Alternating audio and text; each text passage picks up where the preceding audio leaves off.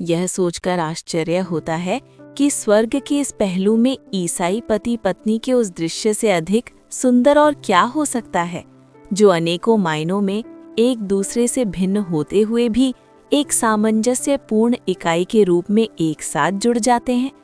ऐसे दंपतियों में विविधता में सच्ची एकता पाई जाती है, जिसे ईश्वर ने विवाह के माध्यम से प्रकट करने का इरादा किया था। उनकी इस एकता का रहस्य क्या है? दूसरी ओर उन हजारों जोड़ों को देखिए जो एक दूसरे को नहीं समझते और शादी के कई साल बाद भी उनमें एकता की कमी है। इनमें से कई तो मौका मिलने पर खुशी खुशी अकेले रहना पसंद करेंगे। ईश्वर ने मनुष्य की खुशी के लिए विवाह का विधान किया है, लेकिन यही उनके लिए दुख का कारण बन गया है। धरती पर नर्क जैसा वे एक ही छत के नीचे रहते हैं, लेकिन अकेले व्यक्तियों की तरह, जिनमें कोई समानता नहीं है। वे सिर्फ अपने बच्चों की खातिर साथ रहते हैं, या शायद इसलिए कि समाज उनके विवाह के टूटने को गलत नज़र से देखेगा। उनका जीवन खोखला दिखावा बन गया है। फिर भी लगभग इन सभी जोड़ों ने वैवाहिक जीवन की शुरुआत स्पष्ट एकता और प्रेम के साथ की थी। आखिर वे कहाँ असफल हुए? वैवाहिक जीवन के संबंध में परमेश्वर के वचन की शिक्षाओं का पालन करना एक सफल और दुखी विवाह के बीच का अंतर साबित हो सकता है। किसी भी ईसाई को तब तक अपने जीवन साथी की तलाश शुरू नहीं करनी चाहिए जब तक कि उसका मन विवाह को परमेश्वर के दृष्टिकोण से देखने के लिए परिवर्तित ना हो जाए। विवाह की व्यवस्था करने में ईश्वर की क्या योजना और मंशा थी? आइए पहले प्रारंभिक विवाह के इतिहास पर एक नज़र डालें और देखें। प्रारंभ में उत्पत्ति 2:18 से 25 में हमें मानव इतिहास के पहले विवाह का विवरण मिलता है। ये विवाह स्वयं परमेश्वर द्वारा संपन्न किया गया था। ये अंश वास्तव में उत्पत्ति 1:27 में संक्षेप में वर्णित घटना का विस्तृत वर्णन है। ईश्वर ने सबसे पहले मनुष्य को बनाया, और ये ध्यान देने योग्य बात है कि जिसने छठे दिन तक अपनी सभी रचनाओं को अच्छा माना। उत्पत्ति 1 में देखा कि ये अच्छा है वाक्यांश की 5 बार पुनरावृत्ति पर ध्यान दे, वही अब कहता है कि मनुष्य का अकेला रहना अच्छा नहीं है। उत्पत्ति 2:18। जैसा कि मिल्टन ने कहा, अकेलापन भी वो पहली चीज थी जिसे ईश्वर की दृष्टि ने अच्छा नहीं कहा। फिर ईश्वर ने स्त्री की रचना की, जो आदम की पत्नी और सहायक बनी। इसके बाद वो अपनी सृष्टि को देखता है, और जो कुछ वो देखता है उसका वर्णन करने के लिए अत्यंत अच्छा विशेषण का प्रयोग करता है। उत्पत्ति 1:31। एक विवाहित जोड़े ने ईश्वर की सृष्टि में इतना बड़ा परिवर्तन ला दिया। विवाह का उद्देश्य 1. साथ। विवाह का प्राथमिक उद्देश्य निस्संदेह संगति और साथ रहना है, जैसा कि उत्पत्ति 2:18 में स्पष्ट है। हव्वा को आदम की निरंतर साथी बनने के लिए बनाया गया था। उसे हर तरह से उसकी पूरक के रूप में बनाया गया था। एक ऐसी सहायक जो उसके लिए उपयुक्त, उसके अनुरूप, उसके समान और उसके अनुकूल हो। ईश्वर चाहते थे कि आदम और हव्वा एक दूसरे की आवश्यकता को निरंतर पहचानते हुए जीवन व्यतीत करें और साथ मिलकर उन पर अपनी निर्भरता को स्वीकार करें। दोनों को एक दूसरे के लिए जीना था और दोनों को ईश्वर के लिए।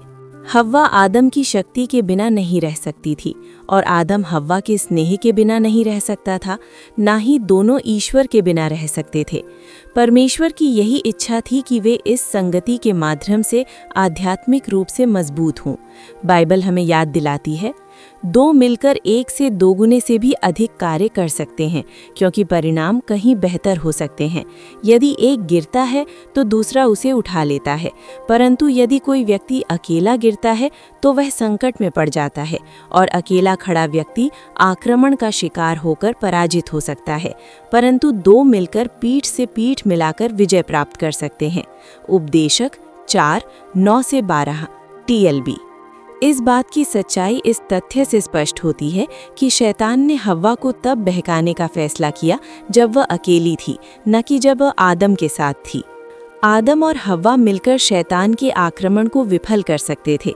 अकेले दोनों कमजोर थे, साथ मिलकर उनकी शक्ति, जैसा कि ऊपर उद्धृत श्लोक में कहा गया है, न केवल एक की शक्ति में दूसरे की शक्ति का योग होती, बल्कि कई गुना बढ़ जाती।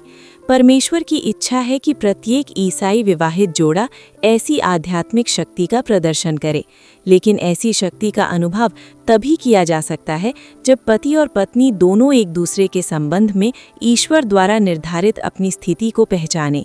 जहां विवाहित जोड़ा साथी के रूप में और जीवन की कृपा के संयुक्त वारिस के रूप में नहीं रहते, वे न केवल अपने विवाह के मुख्य उद्देश्य को विफल करते हैं, बल्कि शैतान के प्रवेश के लिए द्वार भी खोल देते हैं। शायद आपने ये कहावत सुनी होगी कि ईश्वर ने हव्वा को आदम के सिर से इसलिए नहीं निकाला क्योंकि वह नहीं चाहता था कि वह मनुष्य पर शासन करे। ना ही उसने उसे आदम के पैरों से निकाला क्योंकि वह नहीं चाहता था कि वह मनुष्य की दासी बने, बल्कि उसने उसे आदम की बगल से इसलिए निकाला क्योंकि वह चाहता था कि वह मनुष्य की साथी और सहायक बने।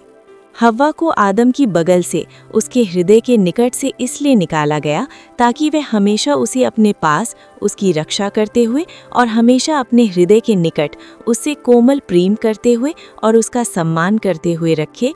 यह याद रखे, इस प्रतीकात्मक शिक्षा में बहुत सत्य निहित है। उत्पत्ति 2:21 में कहा गया है कि आदम की पसली निकाले जाने के बाद परमेश्वर ने उस स्थान पर मांस भर दिया। इसमें भी प्रतीकात्मक शिक्षा निहित है। पसली निकाले जाने पर आदम के भीतर कुछ कमी रह गई थी। यह बाहरी रूप से स्पष्ट नहीं था क्योंकि मांस भर दिया गया था। यह उसके आंतरिक जीवन में एक खालीपन का प्रतीक था जिसे केवल हव्वा ही भर सकती थी क्योंकि वह उसी पसली से बनी थी। यहूदी रब्बी कहते हैं, पुरुष तब तक बेचैन रहता है जब तक उसे अपनी उस पसली की कमी महसूस होती है जो उसके शरीर से निकाली गई थी, और स्त्री तब तक बेचैन रहती है जब तक वह उस पुरुष की बाहों में वापस नहीं आ जाती जहां से उसे लिया गया था। परमेश्वर चाहते हैं कि पति पत्नी के बीच ऐसा ही संबंध हो, और केवल ऐसे ही संबंध के माध्यम से परमेश्वर की शक्ति प्रकट होगी और उसके उद्देश्य पूरे होंगे। नए नियम में प्रभु यीशु और प्रेरित पौलुस पवित्र आत्मा से प्रेरित दोनों ने पति पत्नी के संबंधों का उल्लेख करते हुए उत्पत्ति 2 के इस अंश को उद्धृत किया है। मत्ती 19:3-9, इफेसियों 5:22-33। इसलिए यदि हम विवाह की सही मायने में ईसाई अवधारणा रखना चाहते हैं तो उत्पत्ति के इस अंश की शिक्षा अत्यंत महत्वपूर्ण है।